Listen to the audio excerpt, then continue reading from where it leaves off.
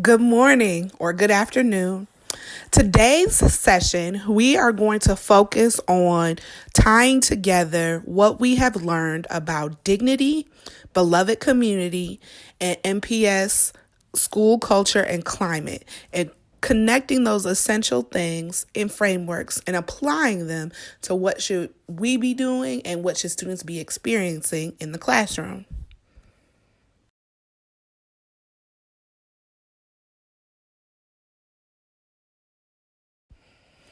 Whether you're in a group or you are doing this by yourself, I would like you to think, reflect, or discuss on this first question. What's the difference between a good day for you in the school building and a great day for you in the school building? What is the difference between good and great?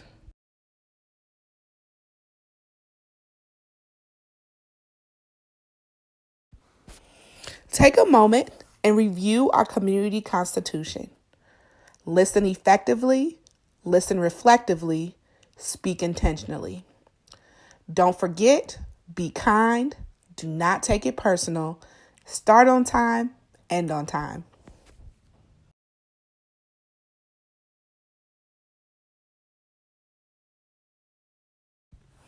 Today's learning objective. Participants will reflect on their understanding of beloved community and dignity to make connections to the MPS essentials of school culture and climate and how it relates to increasing their individual capacity to be culturally responsive. Thinking about putting all of these ideas that we have discussed and connecting it to this overall district goal and how it relates to changing the school culture and climate to increase what equity looks like for our students.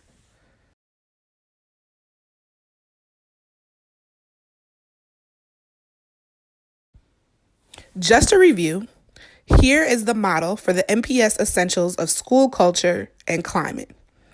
While we are aware of structural factors and what we have already identified as a group, what it means for the leadership to act as a catalyst for change, we're really focusing on the core elements of relational trust across the school community. We're looking at involved and empowering families, a supportive environment, collaborative teachers, and ambitious instruction. Within our school context, if we're able to do that, we can produce key outcomes as enhanced student engagement and expanded academic learning.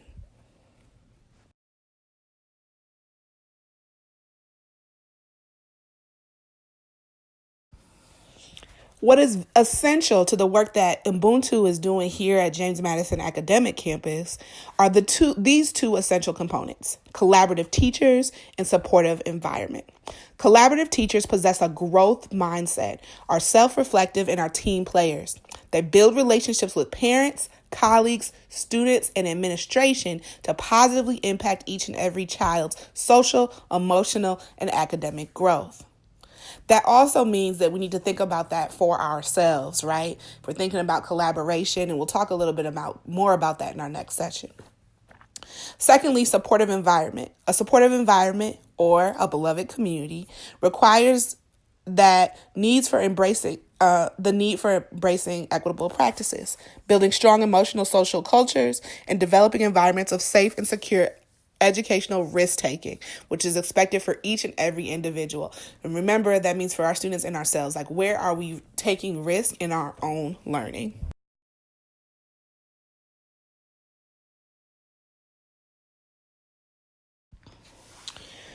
Ambitious instruction. Teachers provide interactive and engaging instruction based on needs of every individual student. Ambitious instruction will reflect the cultural attributes of the Danielson framework, resulting in increased student ownership, achievement, and shared accountability, and reflects the varied identities of our students. Empower families.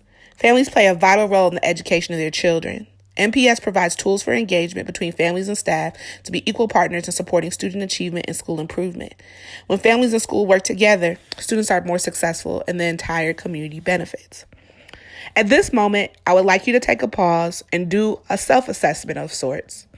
When it comes to ambitious instruction and empowering families, where are you challenged? Where are you challenged when it comes to ambitious instruction and empowering families? If you're by yourself, take a moment to reflect on that. If you're with others, Discuss in a group.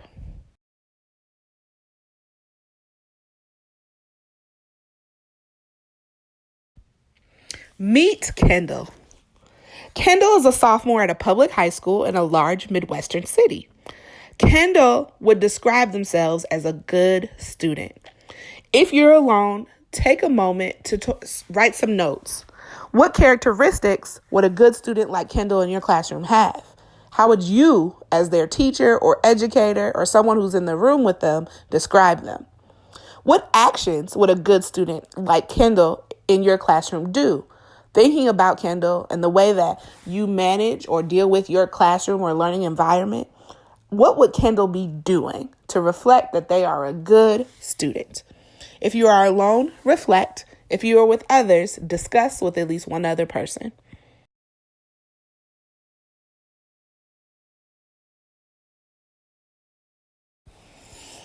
We are going to read together a famous article, one that 50 years after being published still remains extremely relevant.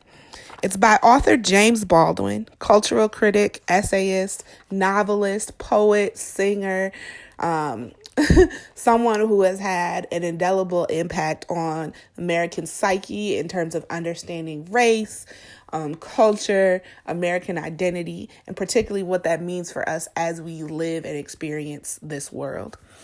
This article is short and it's included in our Teaching for Black Lives books, and it's called A Talk to Teachers, and it was originally given in 1963.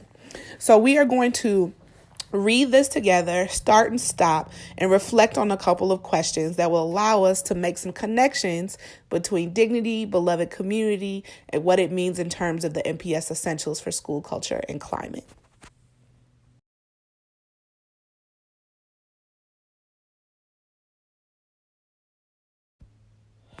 Begin reading and stop when you get to the sentence that says, "If you think I am exaggerating, examine the myths which proliferate in this country about Negroes." When you get to that part, either self-reflect or reflect with another person. What is the role of the education system in young people's lives today? What impact does that role have on young people's outlook on their lives? Make sure to think about some of the things that Baldwin brings up.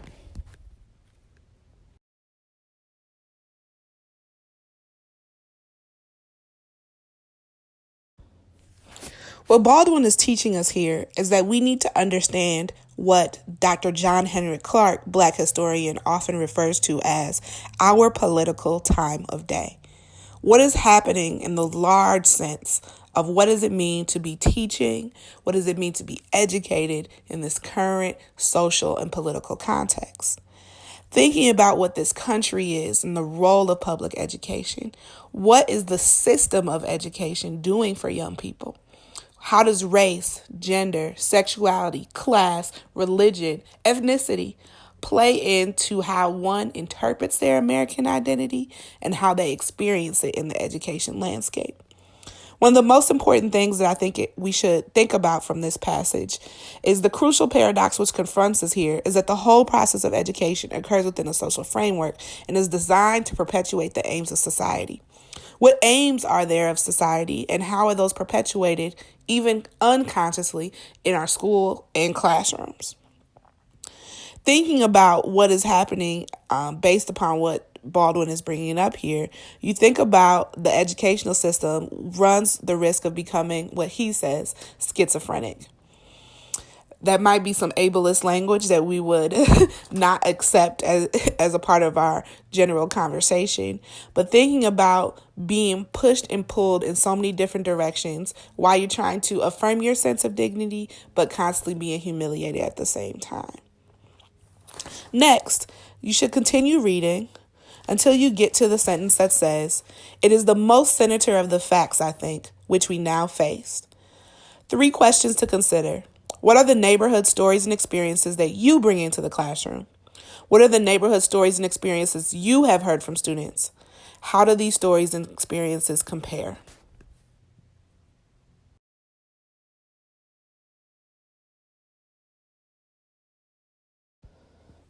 One thing for us to consider is the amount of microaggressions a young person can experience as they enter the building. Everything from how they see themselves to how they interpret others' actions to the context in which those actions occur definitely shape the narrative that they begin to have about themselves. And so when we think about what this provides for us as an opportunity to engage in relationship build with our young students.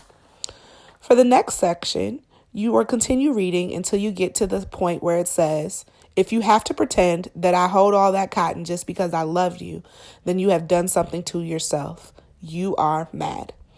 Thinking about the fact that this talk was given to teachers in 1963, what is the same about our current social and cultural climate for students and for teachers? What is different between now and 1963?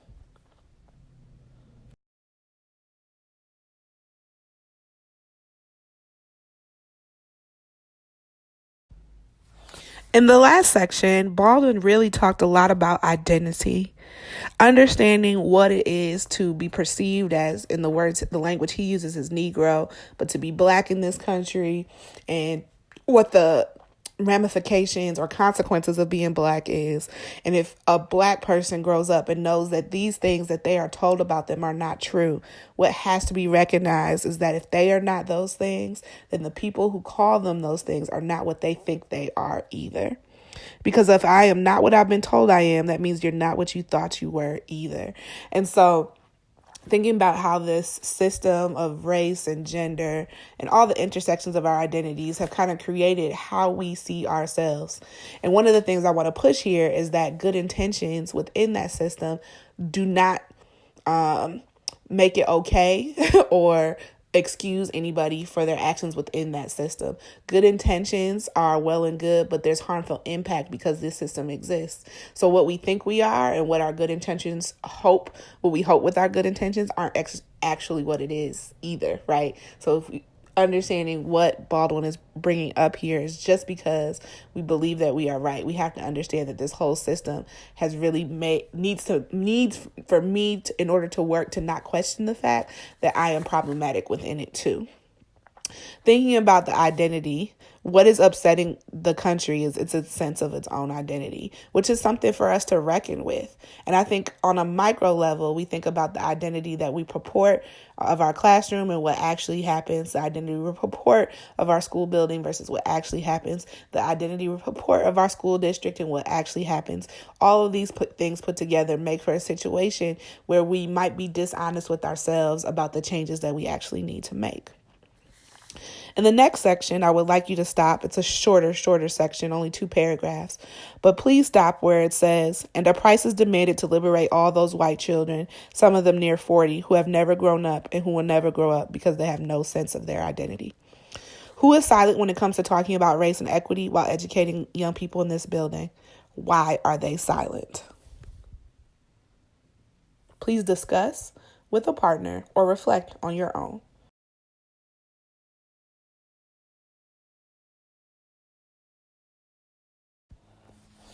As we're fresh after the Dr. King holiday, we have to keep in mind that with silence is complicity, right? And if you're silent about the struggle, that means you are a part of the struggle. You're okay with the struggle. You have no need or are not willing or are not demonstrating what needs to be undergone in order to change the system. So silence is complicity. As we move on to the next section, I want you to continue reading until you get to it happened here and there was no public uproar. In this section, you're going to think about visions. What visions do you have for engaging with race and equity in your daily work? What visions? Thinking future forward.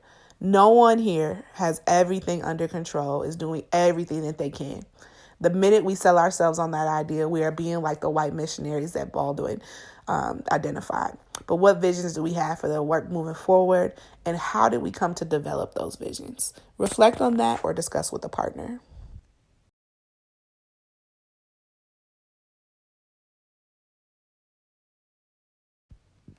As Baldwin begins to close, he talks about what he would do if he were responsible for educating these young people. As you read this section, I want you to think closely about some of the concepts we brought up around dignity and beloved community. And also think about Kendall.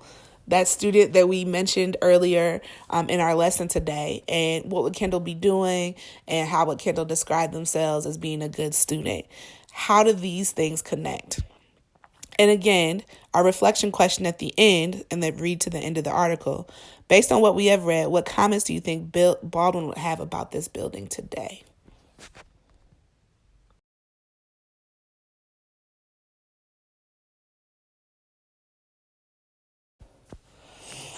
In summary, we're realizing that Baldwin's words from 1963 are relevant for us years later, 55, 56 years later. How can Baldwin's words inspire adults and educators to work together to create more equitable spaces in schools? Just a reminder, make sure you enter your responses on the online form, and I look forward to seeing you at our next session.